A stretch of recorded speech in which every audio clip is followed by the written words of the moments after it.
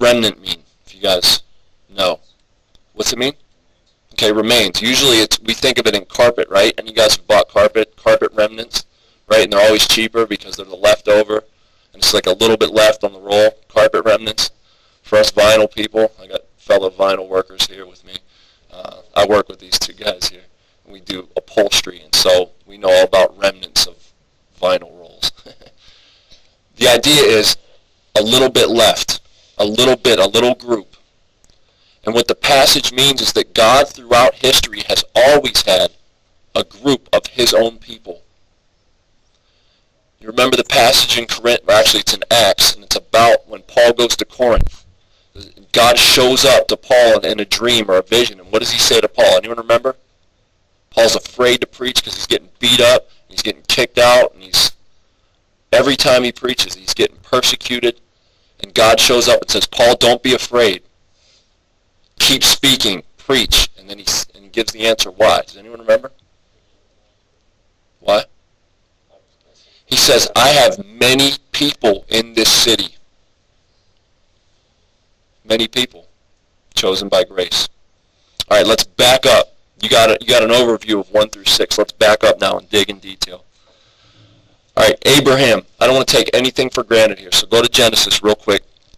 First book of the Bible.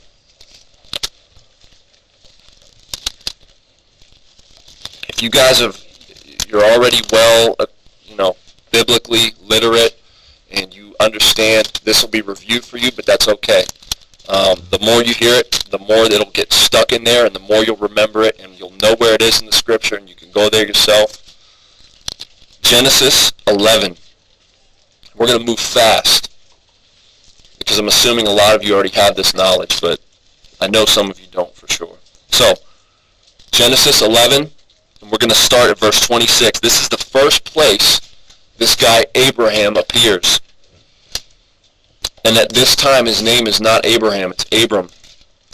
After Terah had lived 70 years, he became the father of Abram, Nahor, and Haran.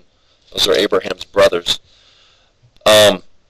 That's the first mention of this guy, Abram. Now move to 12:1. The Lord said to Abram, leave your country, your people, your father's household, and go to a land I will show you. And this is God's promise to Abram. I will make you a great nation. I will bless you. I will make your name great, and you will be a blessing. And I will bless those who bless you, and I will curse those and whoever curses you, I will curse. And all the peoples on earth will be blessed through you. What's interesting about that last part of verse 3 there is Galatians. Paul tells us this. The gospel was announced to Abraham in advance, and he quotes that. And he says, all the peoples on earth will be blessed through you. That is a reference to Jesus Christ. If you don't know who Abraham is the father of the Jewish people. There were no Jewish people before Abraham. And Abraham was not Jewish. He was from Ur of the Chaldeans. He was a Chaldean, if you will. And God said, I'm going to make a nation out of you.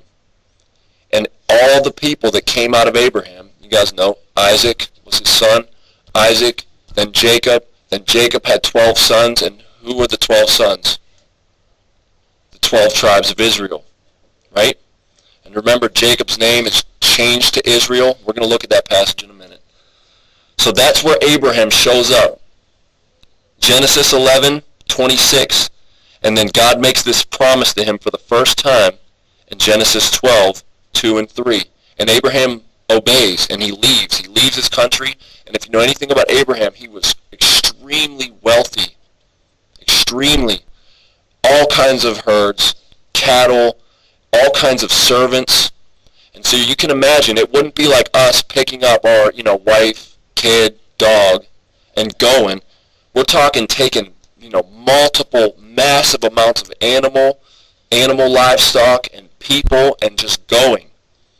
And God didn't even tell him where. He just said, go. I'll show you where to go. That's an incredible obedience and an inconvenience. And in my studies of Abraham, I found out that the place where he was, living in Ur of the Chaldeans, was a very traveled area, and he had wells there, and the people would stop, and they would be having to pay him to feed the animals and to water the animals, and he would probably be feeding them for money, and he was extremely wealthy. And so God said, leave your means of making money. Leave your family and go somewhere else.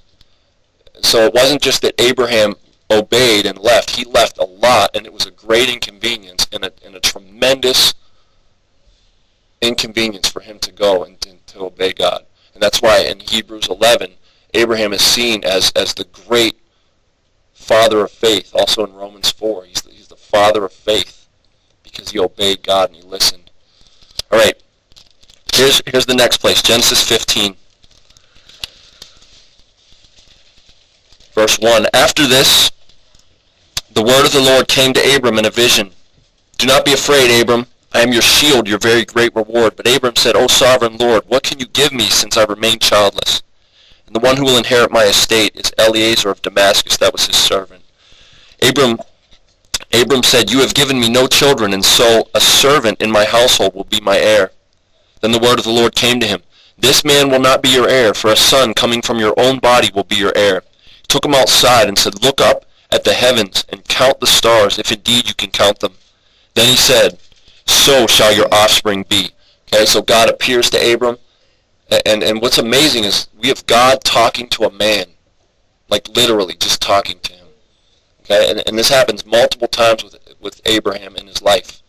Right before God goes to destroy Sodom and Gomorrah, he shows up physically with two angels physically, and they physically eat a meal that Abraham prepares, and he washes their feet. God took physical form in the Old Testament. And he talked with him, and Abraham actually bartered with him, and he was like, please don't destroy the city for 50 people.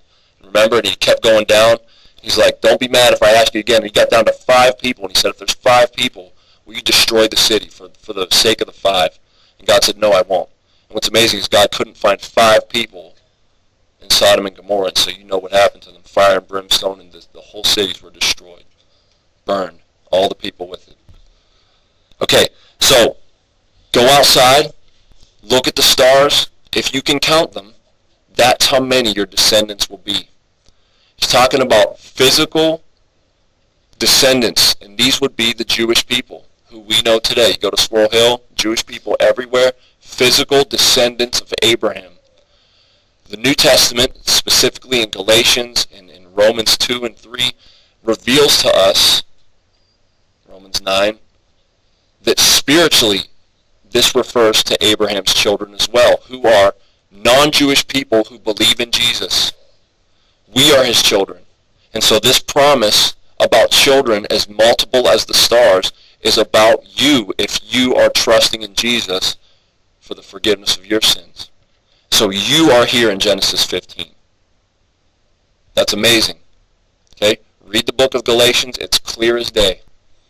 He's talking about you here too. All right. Now what happened? Abraham, this is verse 6, believed the Lord, and he credited it to him as righteousness.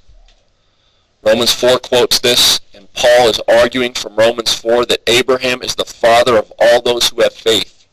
And we too, when we have and exercise faith like Abraham had and exercised, we can be saved and credited righteousness, just like Abraham was credited righteousness.